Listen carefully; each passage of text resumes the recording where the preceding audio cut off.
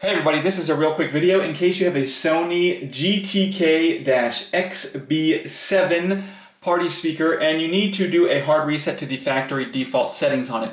Now you're going to want to do this for one of two reasons. The first one is troubleshooting. If you're having any issues with this speaker, not pairing with your Bluetooth device or not syncing or connecting to your phone, or if the speakers are not connecting to one another, or if you're having sound syncing issues, anything like that can very often be fixed with a hard reset.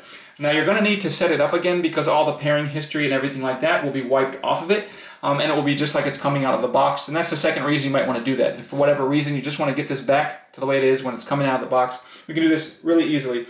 All we need to do is we need to actually unplug this, and then once we unplug it, wait a second and then plug it back in and go ahead and turn it on. So it should now it should be turned on. And there we're just going to find the function and the volume down buttons. We're just going to press and hold those buttons for more than 5 seconds. And that will initiate the reset, at which point you can release the two buttons, go ahead and turn the speaker back on and set it up like a brand new speaker.